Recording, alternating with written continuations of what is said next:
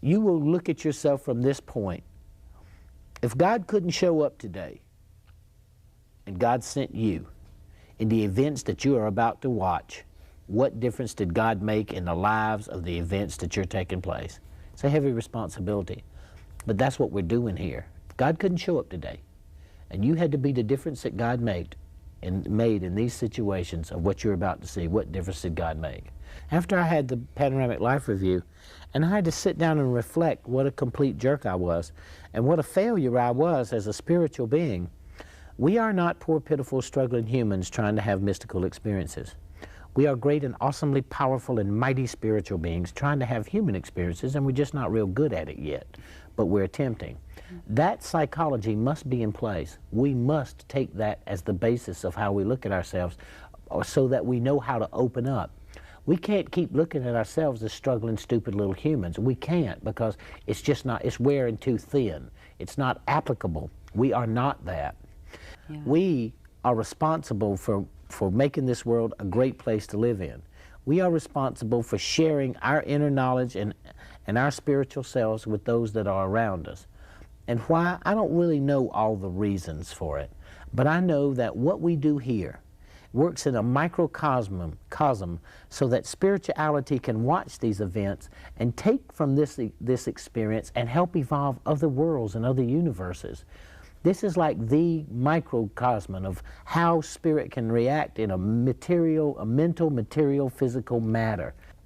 All of a sudden, once this was over, and I was trying to learn how to forgive myself for what I had done, and I just wasn't able to do it because I didn't think I deserved that forgiveness. I just honestly didn't think it.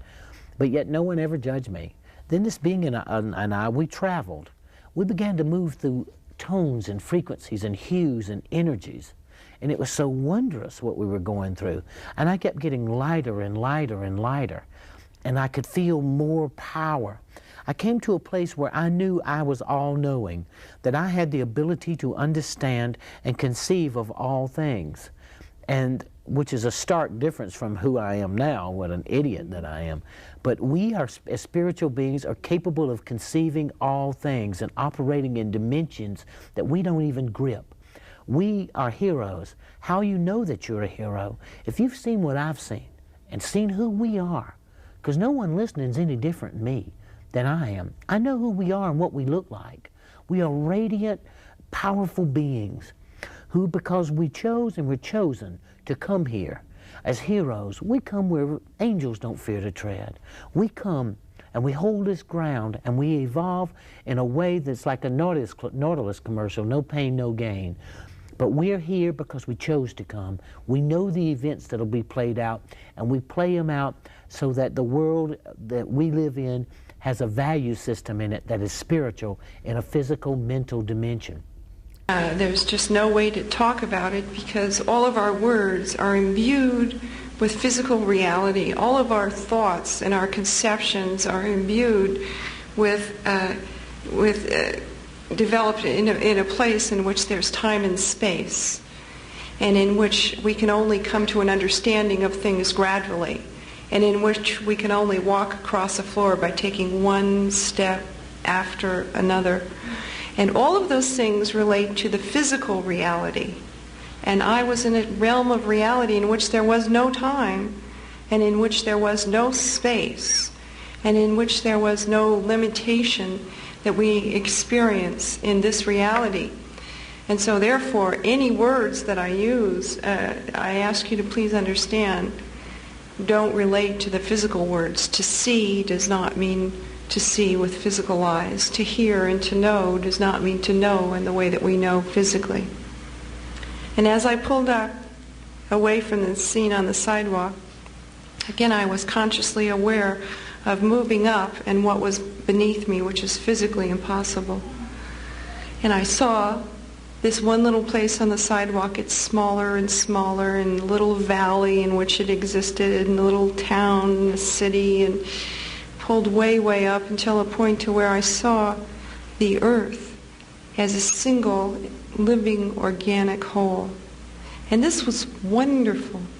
This was so wonderful to me that I was overcome by the beauty of it, because I could see and feel and beat with the same heart as every individual that was living on this planet, as every amoeba that was swimming in the ocean.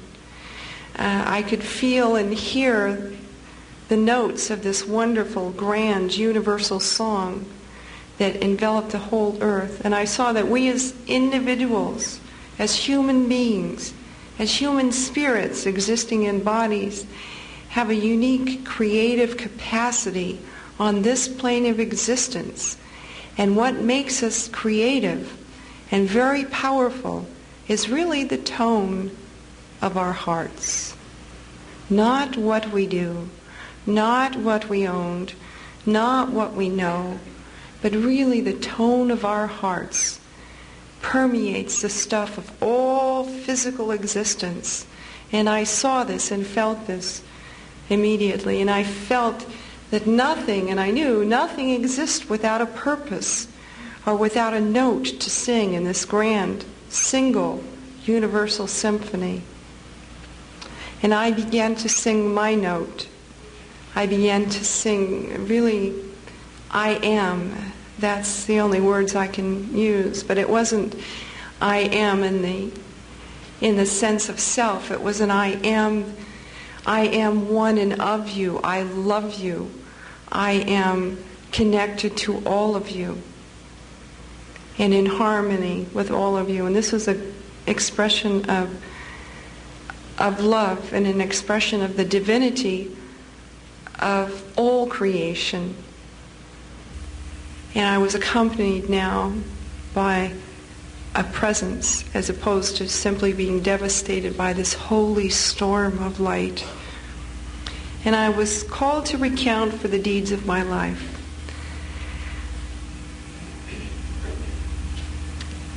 And this recounting for the deeds of one's life is not like we would think at all in terms of this life. Because what was important were the choices that I made. And what was more important than just the choices that I made were my motivations and my intents and really the state of my heart in doing any single action. And I realized in this, because I experienced sort of in a holographic awareness that was rather instantaneous, how every action that one takes is like a stone cast in the water. And if it's loving, that stone, is cast in the water, and the loving action goes out and touches the first person that it's intended for, and then it touches another person, and then it touches another person, because that person interacts with other people, and so on and so on. And every action has a reverberating effect upon every single one of us on the face of this planet. So if I had committed a loving action, it was like love upon light. A purely loving action was the most wonderful thing that I could ever achieved in my life. This had more meaning than to have been a Rockefeller or President of the United States, or to have been a great scientist and to have invented something just incredible. If I had committed a truly pure and loving action, it had reverberated throughout the stuff of every individual on that planet, and I felt that action reverberating through them and through myself. And I felt it in a way that is beyond what we can even feel ourselves on this plane of existence. So the significance of one's actions totally changed. What was not important was anything that I had, owned or known intellectual. There's a sense of intellectual pride. Not that knowledge is bad, knowledge is good, but what was important was the purity and the motivation of every action. He then showed me how absolutely critical my purpose was in creation. creation, by the way, I'm talking about me, but really I'm talking about you, the viewer, because this is about you. There is no way that the universe, that creation could possibly unfold without you fulfilling your purpose. And I know a lot of people struggle with that. What's my purpose? You know, why am I here? Sometimes it seems kind of pointless. Like, you know, I go to my stupid job and I got my stupid boss and I go home and I watch TV and there's got to be something more, right? And I've heard lots of answers to that about purpose. I've heard minister after guru, after priest, after pastor, after teacher make the claim that our purpose here is to learn and grow and learn lessons and move to the next level. And then so that each time we do this, if there's such thing as reincarnation, you know, I can't answer that. I can't answer that question. But to progress to the next level of spiritual awareness until we achieve spiritual perfection or something. But I was told what my purpose was and what your purpose is, and it had nothing to do with learning or growing or moving to the next level. It kind of, on the surface, it sounds like it makes sense, right? Because obviously, as human beings, we grow, we mature, we learn lessons, and we, you know, hopefully, and we get wiser as we get older. But so that kind of fits that idea. But I was told very clearly what our purpose is, and your purpose is to love. It's that simple. Hard to pull off cleanly, but you are here to love. And I'm not just talking about the warm fuzzies. Most people, when you say the word love, they think warm fuzzies. Love is a far more multi-dimensional, complex thing than just the warm fuzzies. There, it's very obvious. Everything is made out of love. Made out of it. Like, this is love. This is an expression of God's love. And if you don't like the word God, use whatever word you want. I think the core key message is that maybe there's more than one, that we're here for a reason, that there is purpose, and that our explorations of experience, even though they may not be fun to us here in the physical, are fun and exciting and valuable to our whole selves. And I think too that a really core message is that we create our own experience. We create our own reality. We're infinitely creating ourselves and deepening ourselves as souls, as spirits, just as the universe, or all that is, source, God, whatever you want to call it, is also an infinitely creative being and is always creating. One of the first things that happened to me is I was greeted on the other side. I was greeted with the words of, "Welcome, beloved one. You are blessed. You are honored." The first part of our reading this morning talks about that. If we had any understanding of how honored we are for being here, doing what we're doing, living the struggles that we live, and the joys. Think about a rock star, a world-famous scientist,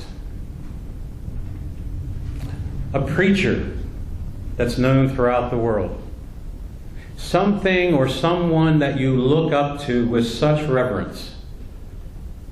And that pales in comparison to what they feel for us and how honored we are in their eyes. And if we could carry that with us here every day, how much different would it be? Love is not just a word. It's not something they insert into songs and poetry. But it is literally what we are made of, where we come from. And if you remember, we come from unconditional love. Why would we be here if it was easy to understand on this side? Why would we be so honored if it was easy here? So every time life gets challenging, just remember to love yourself, your friends, your family, your community, and your God.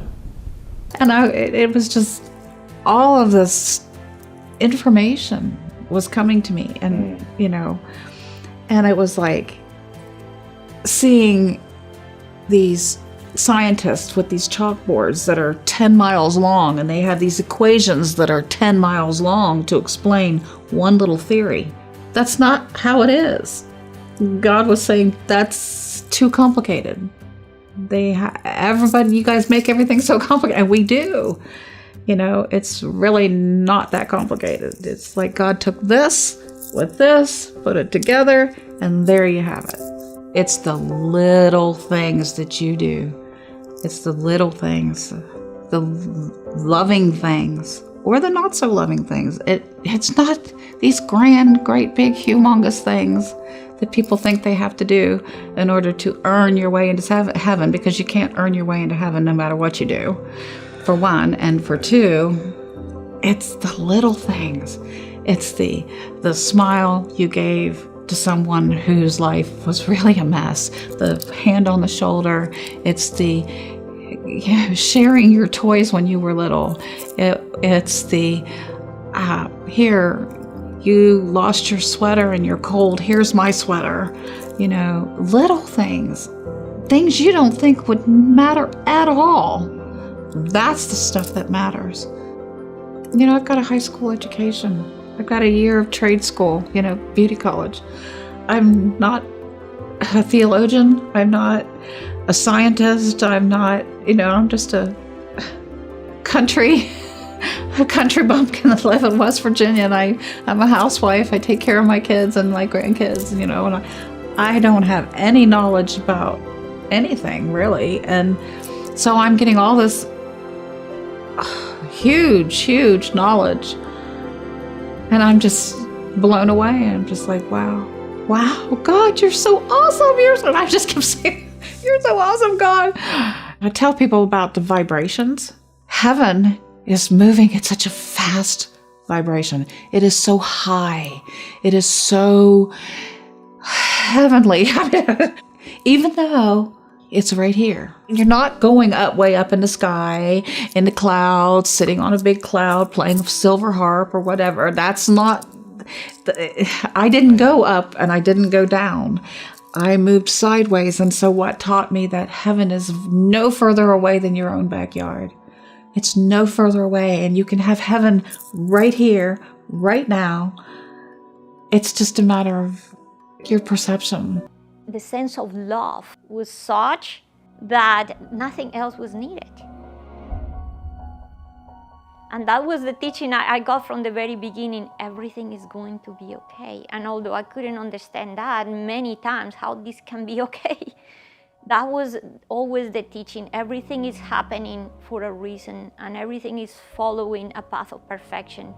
We just don't know this, because we're just living and understanding a very little piece of the picture. We don't know what anything is for. And later in my life, I learned that the purpose of this was the beings of light wanted to show me that home was not a place. Home was a state of being. Home, heaven, is here and now. There was a time in my life when I would ask them, what can I do or say to these people that don't believe. They said to me something really beautiful. They said to me, do or say nothing. The light of your awareness is all they need. That is not the things we go saying. It's the way we are, it's who we are. Be the light, be that awareness, and with that you're doing the work. And that's what I did. The time to talk will come. And I say to people, it's like when you're in a room that is full of furniture, like here now there's furniture everywhere, but if the light is on, get what? You don't trip. You know where to go. I know where the door is. I know where everything is. But what happens when you turn off the light? Now all the things in the room become obstacles. Everything becomes a challenge. But what is the purpose of those challenges? To bring you back, to turn on that light for yourself. So all this is put in our path for us to go back through our own experience, through our own perception, to the state of knowing, to the state of, oh, I am now remembering who I truly am. So that's why the human experience is one of the most amazing ones, because it brings so much contrast that we can see the other side. As long as you're in creation, you're never truly going to know God. You'll have aspects, you'll have some beautiful things, light, love, things, but if you don't experience God looking in the mirror, you never will. God's there. It's just there in all of us. But I don't try to convert anybody. You know what? You don't believe in the afterlife, it doesn't make any difference. The afterlife believes in you. So just wait long enough, right? When you pass over, the only thing that's going to be important is not who loved you, because that could be influenced by, you see movie stars people love, and, if you give money to people, help people. No, it's not who loves you. It's who did you love? And who did you love secretly? Who did you send prayers to that don't even know? What enemy did you love from afar? It's who we love that defines us, not who loves us. So these people out there that read St. Francis of Assisi's prayer, which you guys are all familiar with, and I can only paraphrase it, but it's really a beautiful thing about it's not to be understood, it's to understand, it's not to get, it's to give. It's not to be loved, it's to love. That really is the essence of why we're here. Be like a child. Learn to love what you do. Love where you're at, where you live, who you're with. Love and grow. And I finally, as I proceeded through this, I finally reached a point where the light itself, this infinite light, all these fragments, in unison spoke. And I have to realize, when this spoke to me, I perceived this light, this unity of consciousness. I perceived it as God. And what else could it be? And it spoke to me and it said, this is not your time. You must return. And I said, no way. I'm not going back there. Because I knew my body was broken. I knew that what I'd gone through in life was was rough. It was hard. And I didn't want to go back to that. And the light spoke one more time and said, you must return. You have a purpose. And boy, I'll tell you, it was the most loving voice. It just resonated. It had a parental kind of resonance to it.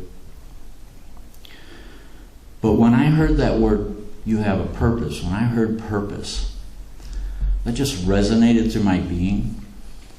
And when you're in that light, and when you're in your light body, your consciousness is so much more. You're connected to everything that ever was and anything that ever will be. And so you have this expanded consciousness. And that word purpose, when it resonated through my being, I understood it. And it was so simple, and it was so efficient, that I couldn't do anything but accept it.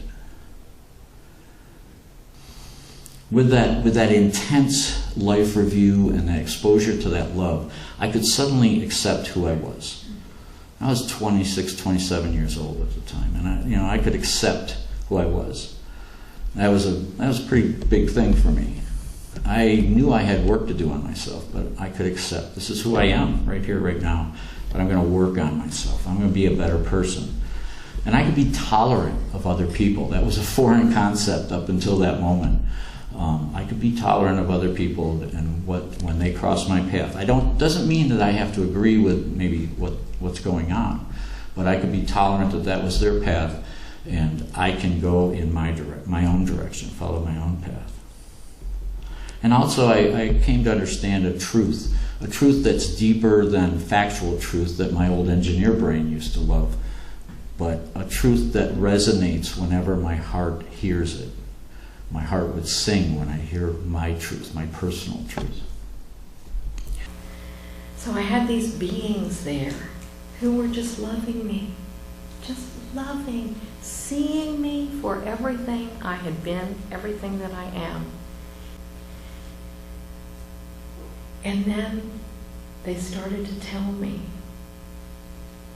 about humanity and why we're here and why we play this game. At some point, we all thought this would be fun. It's like going to the fun house. It's like going to the amusement park. We thought, wow, wouldn't it be fun to forget who we are? Wouldn't it be fun to pretend that we're all separate and we're all different? Wouldn't it be fun to be scared? We all love to be scared. We go to the fun house. We get on roller coasters. We look outside, the world is in chaos. How do we do this? Why did we do this? Well, one of the reasons was we thought it'd be fun to be scared. And because we forgot who we are. It showed me the golden age of humanity that we are in the process of creating. We are together with every other being around the world. We are now in the process of creating heaven on earth, of creating the golden age. And it's just like in that song. It's where people are free to be who they are, and they don't have to wear masks.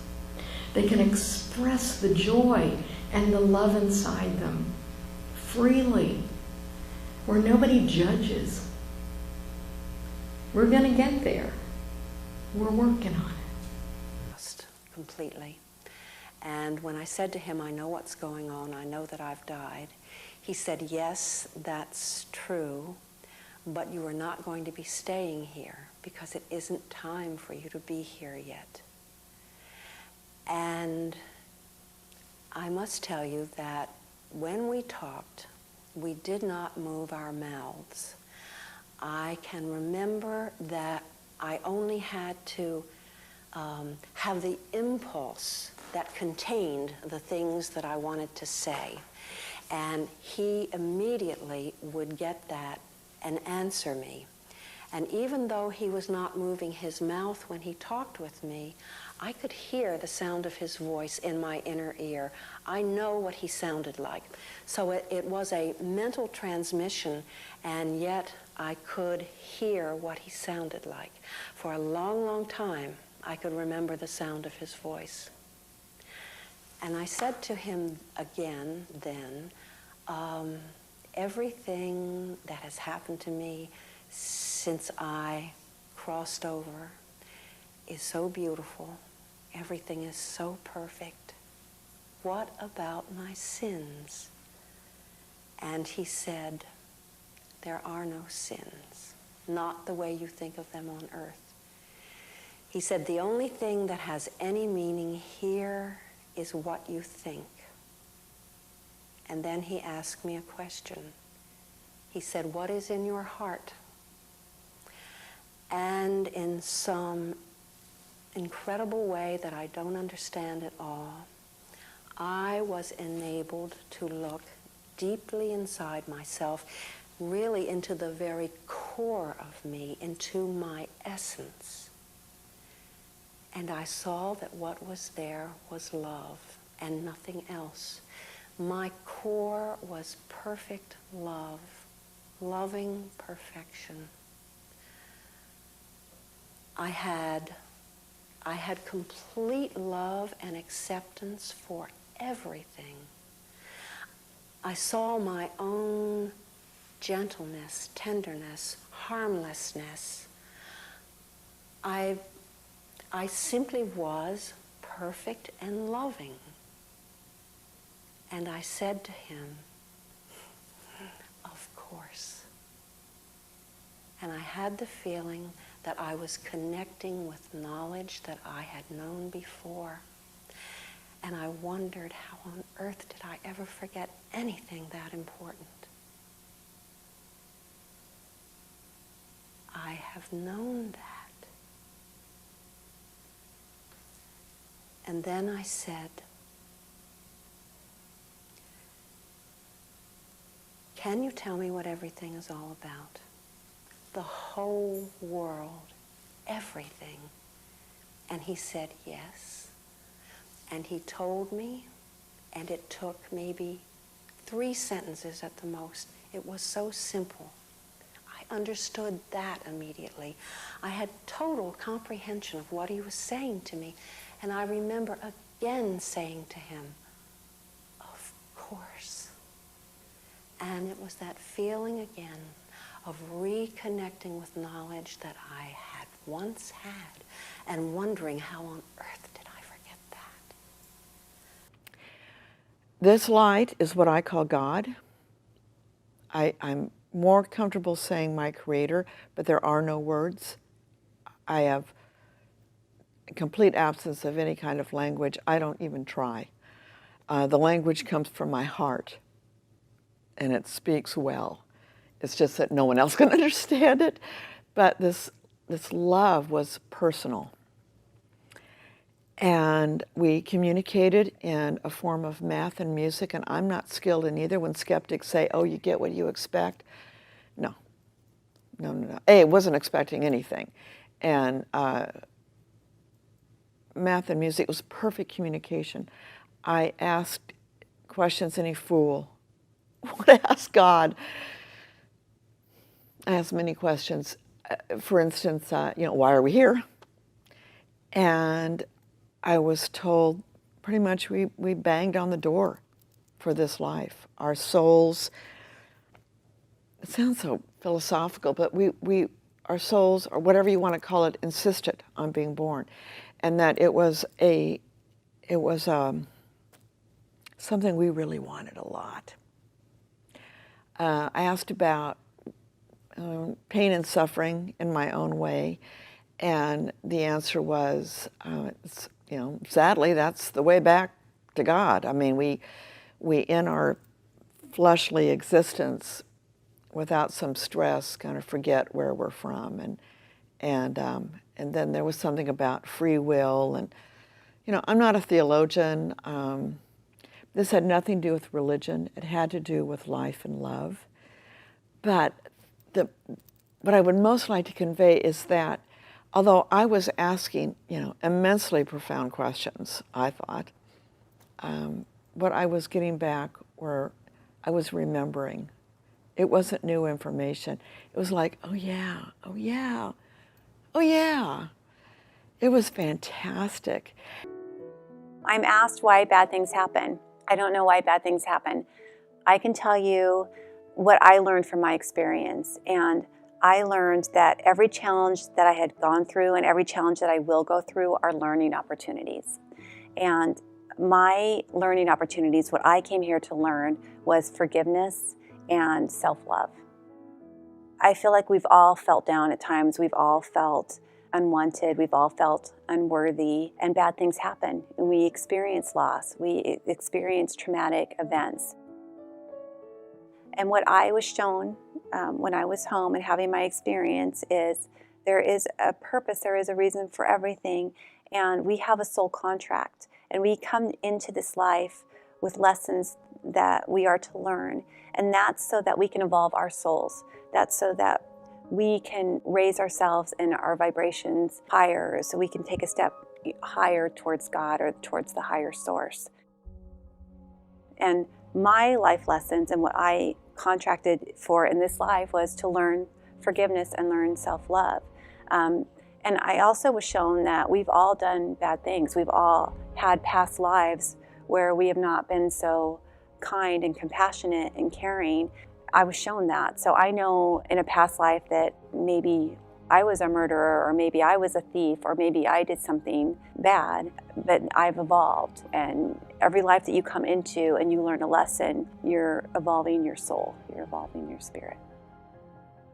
And that's what we're here to do, is to remember who we really are, and that essence of truth that, you know, the God, the spirit that we are in us, you know, the soul that came here to experience this tremendous blissful state of being, and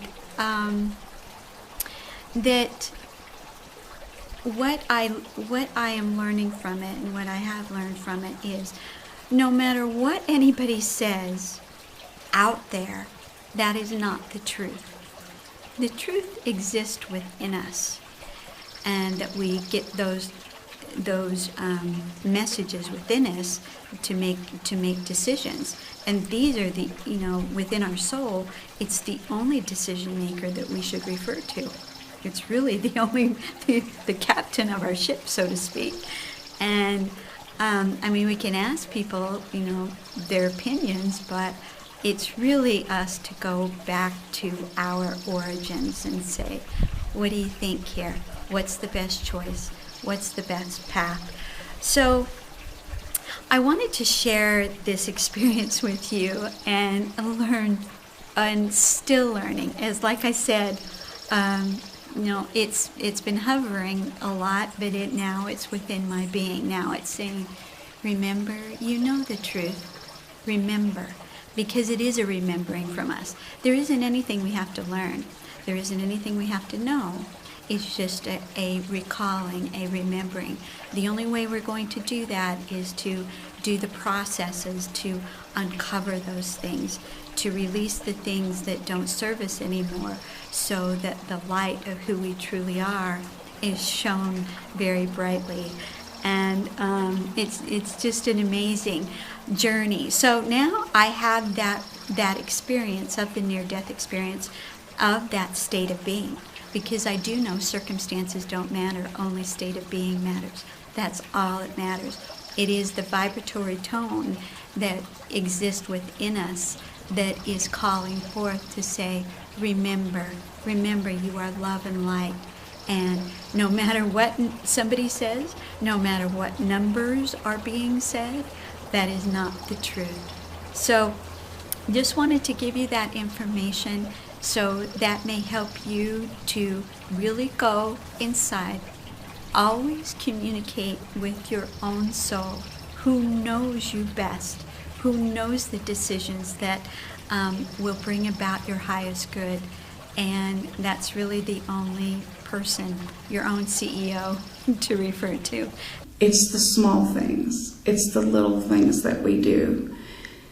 And if we do it with love, it doesn't matter whether you're taking out the trash or cooking dinner for your family or picking up cigarette butts on the side of the road. It doesn't matter what you do. If you do it with love, that is so huge, so huge.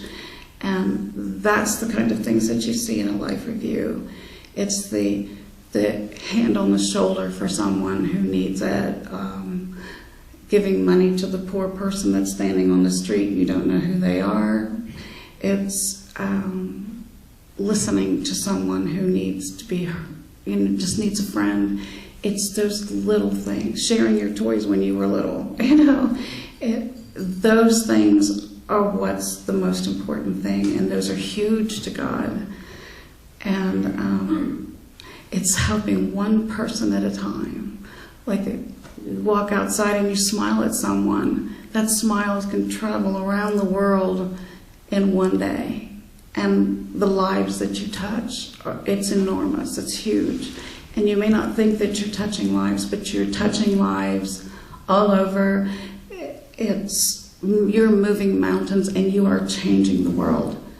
even if you don't think you are. You really are, because that's what's important to God. And that's what you'll see in your life review. And it's just, doesn't matter what you do it with love. And you're going to be just fine. And the beauty on the other side, that love on the other side, the acceptance, and it was huge, absolutely huge. And it changed my life completely. When I came back, I was not the same person. And I try to see people the way God does, because he doesn't see the outer. He sees what's in here. And what's in here is, he sees you as perfect. He doesn't see humanly flaws and things like that, because he made you, and he knows you, and he knows your heart. And that's what's so important. He's the healer of hearts. He's the reader of hearts. And he doesn't see, he loves us, even though we are imperfect beings, he loves us perfectly, and he sees us that way. And that was huge for me, because I grew up, my parents were wonderful to me, but as I was going out into the world taught me that I was not pretty, I was too heavy, no matter what I did, it wasn't good enough. People wanted more. And God was teaching me that he doesn't see us that way. And his love made me feel perfect. It made me feel accepted and cherished for the first time in my life. And the next thing I knew, he floated up next to me. It's like I was coming this way, and he came right here. And we were both floating in this space. And it was so wonderful. It was so loving and calm and peaceful. It was wonderful. And he looked down at me, and he had a clipboard, and he looked like he was in street clothes, like a vest sweater, and just kind of a regular kind of guy. And I knew him as Uncle. And I remember thinking, I don't have an uncle that looks like him. And he looked down at me and he said, "You're not supposed to be here. It's not time for you to be here." And I remember looking up at him and saying, "But I want to be here." And I had no conscious thoughts of where I'd come from or anything. I mean, it wasn't a matter of getting away or in lieu of. It was just, with all my heart, I wanted to be there. I wanted to come. I wanted to go home. And I was happy. And he took a pause, and he kind of, you could see him thinking about something and deciding whether to say something next. And with that, my memory, there was a picture placed in my head of a memory of my original agreement of why I had come to earth to begin with. And it was like I remembered, and I went, "Oh, right, right." I think one of the things that I've thought about greatly is that one of the things that bothers me so tremendously about the metaphysical movement, in lieu of my experience, and in lieu of what I was shown, which I think, if there's any message that I can give, it's not about meditating and leaving your body and taking your light being out of this earth. Indeed not. It is about bringing the light into this earth. Stay here. Be an anchor. Let the light come in through you into this world. Don't abandon this world. We need you. We need you here. We need you to be present, and we need you to be open with an open heart. It reminds me, in a very silly way, of the book called Horton Hears a Who. Everybody must be open. To bring this new age in, it is about opening your heart and letting it sing through you. It is coming. And it's a matter of all of us. Just open your heart and let it come in. Don't leave. Don't meditate and think this place is a bad place and we're going to get out of here. This is a wonderful place. And it's going to be even more wonderful. You're here to anchor the light so it can come into this dimension and be here. I left my body and I pictured myself out in space. I remembered thinking to myself, you just met your larger self. And that larger self is so much bigger than anything you would have imagined that a God could be. I'm not saying you're God, although essentially you kind of are, but it was huge. That kind of rendered the question, is there a God? A rather moot point, because you just figured it out that if there is one, it'll be beyond your imagination. So how are you going to know it? I've been told God is love, and that seems to be something I've heard more often than anything else. And if God is love, I met God. Oh, it is so much more real on the other side than it is here. This is a joke. This is like going to a movie and watching a movie. When a movie's over, you go outside and it's a gorgeous, beautiful day and it's bright sunshine and comfortable. You say, that may have been on the screen and it looked like something like this, but this is real. It's that dramatically different. Here, they don't know that. They don't know this isn't real. But for me to walk up to somebody and say, this isn't real, all it does is upset them. You came here to experience this. I'm not going to try to distract you and tell you got it wrong. I would no more do that. And it's a different thing if somebody wants to hear it. That's great. I'll tell you anything you want to know, But I'm not out here to shove my opinion down anybody's throat. I'm just trying to tell you what it was I experienced, what I learned from it, what I picked up while I was there. All right, let me bend your brains. You can edit this out if you don't want it. You're not here. I'm not either. But I know it. I live with 1 foot here and 1 foot there. I wouldn't turn that loose for anything. That's reality. And if I turn this loose, I'll just go back there. Well, obviously, I had some reason why I wanted to be here, so I'm going to stick around and see what it is. But is it real important? It's just part of a drama. This appears to be real, and we want it to seem real. So, of course, we ignore anything that's going to get in the way of it seeming to be real. We don't want to see it. If we saw everything that we're doing, we would know we're not here. Well, that makes being here a lot less exciting. We do everything we can to cover it up.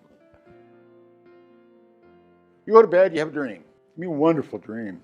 And yet, while the dream's happening, you're not aware that it's a dream. When you wake up, you say, oh, I had a dream. But while you were doing the dream, you had no idea it was a dream. To you, it was real. Same kind of thing. It is the other way around. This is a figment of your imagination. It's a dream you're having. You're not even here. You're at source. And it's really hard to find words for this, but so I'm going to use some metaphors. But at some point, the angel was gone, and I arrived at the other end, and there before me was the living presence of the being of light. And this being was all-knowing. It knew everything that was going to happen and will happen, and the reasons behind them. And there was a perfect justice, and it also contained all things that ever were or will be. And it was loving me. It was just pouring out this unconditional love at me. And I thought, well, this isn't the guy on the top of the Sistine Chapel. I had this, image of what God would be like, but I figured this has to be God because this is beyond words and perfect in every possible sense. And what happened is all of my thoughts just went out telepathically, and the answers, the perfect answers, came back. It wasn't the way, like we talk, it was like the entire answer and all of its ramifications instantly came into my head. And the only thing I remember, I don't remember the details, this was specifics of the answers, but I knew that I had known these things before. And I thought, oh, of course, how could I ever have forgotten? And so what happened is, after a while, I ran out of questions because I got it. I got the whole picture, the perfect knowledge that is present in the mind of God or everywhere, and I understood it. And I was so in love with the being of light that I and everyone else just melted back into this primal oneness. And it was just perfect. It was like the essence or the quintessence of everything that ever will exist before in the next cycle of creation was there. And I believe that we were all there, and we were all one. And I found myself coming out of this unity as a drop in this cosmic ocean and saying, oh, I remembered that I had been Beverly, but here I was, one with God and one with all things. And it was like a drop of water in the ocean. I was separate, and yet I was part of that ocean, the cosmic ocean of God and of all creation. Well, I don't remember being asked because I never would have wanted to leave. The ecstasy is just indescribable. The feelings you have there are so much more intense than what we can experience in these bodies. It's like here we're like a little candle, and there we're like a star. It's like 1,000 times more intense. Everything is interconnected in a perfect way, and there are no accidents. Everything happens for a purpose, and that's part of our life's plan, even though we can't understand the purposes usually while we're going through it. And I knew that we cannot die, that we will just, like taking off a coat, we will just take off these bodies when they're worn out and go on to a greater, more magnificent universe. And I had to really think about everything I believed, about all the metaphysical beliefs I had at that time, and everything the culture had taught me, what I learned at school and what I learned in my family, and I just threw it all out, because the touchstone for me has always been what happened in the NDE. It was more real than my sitting here 39 years later and telling the story. That really happened. This is like a dream, but that was real. I experienced a lot of changes. I know I was not scared of death anymore. I felt more spiritual than religious. Because I do know, I felt relief knowing that there is somewhere that you're going to be after you're here. This life isn't it. This is just something we come to experience. So a lot of things changed. I started seeing plants different and animals different. I used to just not care about animals. I'm like, oh, they're just animals. They don't have souls and stuff like that. But I started thinking differently after that. So I seen them as animals, as their own person. Like they're their own spirit too. And every plant that I see, I'm like, okay, plants are spirits too. Like I started seeing everything, the sky and the trees. I started appreciating all like nature, and I didn't before. I started understanding people more instead of, let's say, if someone gets me mad really easy, after my experience, I more just understand them more. I try to think about what they're going through in life, maybe something bad that they're going through, just like I was. My employment after my near-death experience has changed. I started working with special ed kids. That's become my passion. I love working with those kids. I chose special ed. I feel like they need extra help. And I feel like they're also sort of connected to spirit as well. Something that I will say during that experience, when my angels told me you have a lot to do for so many people, I think that followed me after that, because certain things they teach me was being grateful for everything. And also, most importantly, being better every day. And one of the most important things that they told me was to love. Spread love everywhere that I can. That's the most important thing, because people need love. Even the most angry person needs love in their life. I needed love in my life, and that's what I didn't have. So that's what caused my suicide, was feeling loveless. At a time like this, it's definitely not easy for most people. I do understand why it would be scared to spread love, because it's the fear of not getting it back.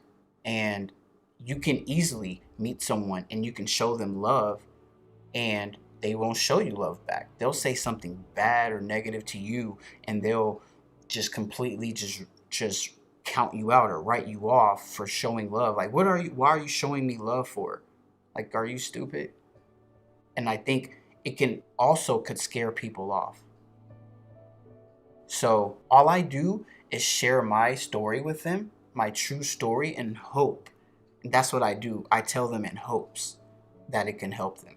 In my experience, I wished I would have met that person that had hopes. So when I think about suicide now, I feel like you're cheating yourself, so to speak. But like I said, I can't judge, because some people just have had enough.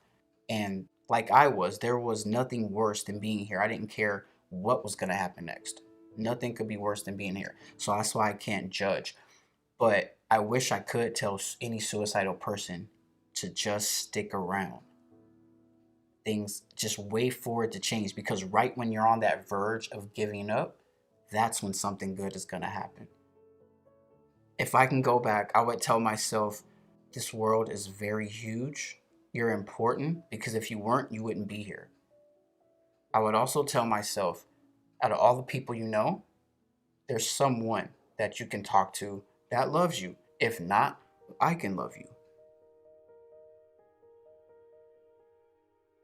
I do have hope for this world, even in times like this, because there are a lot of people who have love in them. It may just be contagious, and it may affect the other person, because love is actually proven to heal. Love always wins, because it's where we came from. Everyone has talents. Everybody is useful for something. Somebody might be an artist. They can draw so well. Me, I was really into music. So I would try to use that as a positive thing to try to help people through tough times. Maybe they can listen to my music to get stressed out. Somebody might be a good cook. We all need food. You know, they have chefs, the most professional chefs. That's a talent. That's a gift. Somebody might be a great speaker. Everybody has talents, and everybody's useful in this world. So every morning, I usually like to wake up early. And if I go to work in the morning or something, I'll go to a certain spot before I go to work so I can just think and clear my head. Some have their own ways of meditation, and the way that I learned that the spirit world works, it's not so picky. Like, you don't necessarily have to follow each and every technique that you see someone do when they're sitting down and they're crossing their legs. You can meditate with your eyes open. You can walk and meditate. If I'm at home in the morning, I have my headphones on. I meditate through music sometimes. Sometimes I don't have music. Either way, I'll pace back and forth while I'm thinking and putting things together and thinking about the day. What do I have to do today? What do I got to do next week? There's so many ways you can meditate, and it all opens your mind and it clears your mind. I believe that most people get material things all because they're searching for that inner peace. So that's like, it all starts with that inner peace. You can have all the money in the world and you have no inner peace at all. But yeah, it is important to work. You have to have a roof over your head. You have to have a job to do that. That stuff is important. Don't get me wrong. But some people make that everything. They'll put that over everything, and they end up missing that inner peace. So my main message is that you are enough and you are loved. The one thing I like to say is that God/Source has no favorites. Whether you call him God, whether you call him Billy, whether you call him Source, whatever you call him, he's fine with that. It's not so technical like some people might think. Like, if I call him God, he's not going to hear me because I pray to Jehovah, or like I pray. It's all the same. We come from our Creator, so that means that if our Creator's love, so are we. But we're not used to being on a earth like this. We're used to being advanced. This earth, I feel like, is just an experience. So we can experience what sadness is, what heartbreak is, what anger is. I feel like all of this, we come here to experience what that is. But we're still the same soul. So we just maybe come here to get better ourselves or to learn more. And then we go back home.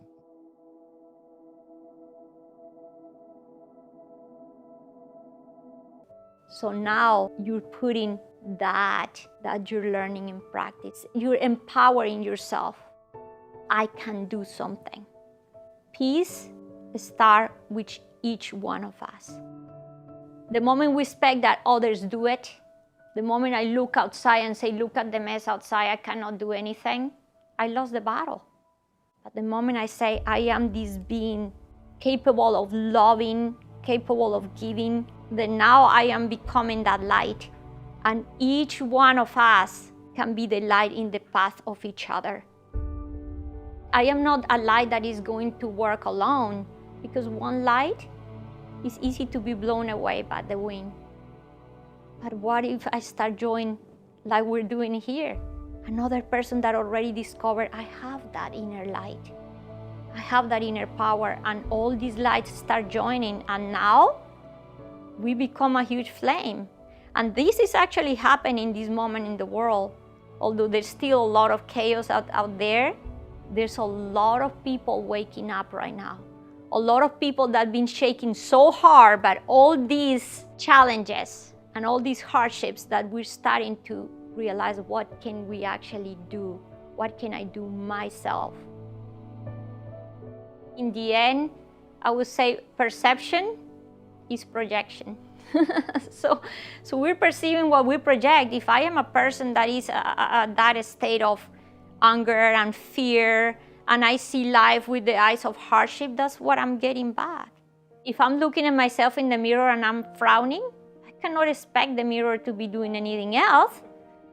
When people try to change things at the level of the form, I said to them, you're wasting your time. This is already a result. You cannot change anything here. You have to go at the level of the cause. You have to go within. You have to see things with the eyes of wisdom. What is this for? What is the purpose of this? How can I do to be the light in this situation? I am the change that the world needs. It has to start from me. There's nothing outside. Why are you here? What is your purpose? What you're presenting in my life? So we start practicing awareness in our life. I said awareness is the key to freedom. We become so trapped in our thinking that we cannot see anything that is just working for us, and all the synchronicities and things that are happening for us and evolving in front of our eyes. We cannot see it because the moment we catch something, we missed already a lot. There was a time where the beings of light said to me, you think that you're thinking? You're never thinking. And I said, what? I think all the time. And they said, no. People think they're thinking, but what they're doing is just trapping memories. You live your life trapped in your own memories. That's why when children are just learning, it's like, oh, everything is new, everything is cool, everything is magic. But guess what? As we grow up, it's all the same, all the same. So the only time you're truly thinking is when you're connected with the creative thinking of the universe. And this only can happen when you are at the state of no thought or the state of presence. Now we're leaving our mind open as a channel. The answers to a problem didn't happen when we were stuck in it. It cannot be. Because what happened, you're feeding yourself from memories. You're always going to go back to the same. And the answer comes when we are out there in the park or relaxing, I forgot everything about it. At that moment you heard the birds, you're in a state of contemplation. At that moment, you connected. And it's when the true answer comes. I do some practice. One of my favorite practices now is I do walking meditation. I go in this road, I even close my eyes and I walk in the state of absolute awareness. I hear every bird, every leaf, I can sense the wind, I can hear every cricket, I hear my steps. So when you're going to be able to breathe right now, wherever you are in the state of presence. And now we start perceiving and seeing things with the eyes of clarity. Everything has a purpose, and even the religions and everything, the philosophies, everything that the humanity has gone through was needed at some point. Because those are all the little tools. Everything is a process. Like when we go to school, we don't start in college. We start in kindergarten. And from there, we go. But the problem is when we get stuck in the same class. What if I repeat first grade for the next 30 years? So there's no evolution anymore. Now we're stuck in the same. And that's what happened with a lot of the concepts, a lot of the ideas, a lot of the beliefs, is just being stuck in the same. Only now that people are starting to ask the questions, because these questions have been formulated throughout the history of humanity, but just by few. Who am I? What is my purpose? Is this all it is? What if there's more? When we start asking these questions, we start evolving, seeking for something new. And all of us that have all these experiences are being able to talk because now I know that that person had it and that person, now people start feeling safer to talk. And there's more conferences and more groups and more people that are coming outside the box and knowing that there's more, and feeling that I want to talk. But sometimes before the big awakening, there's also even bigger challenge. Before you wake up, there's the alarm clock, or there's somebody shaking you awake. So that's sometimes what is needed, and the world is now facing that point in which there's a lot going on. But that's just kind of like the earthquake that is needed for people to go to this realization, I had enough of this. is when we move out of the couch. I put the example of a bird that is in a nest.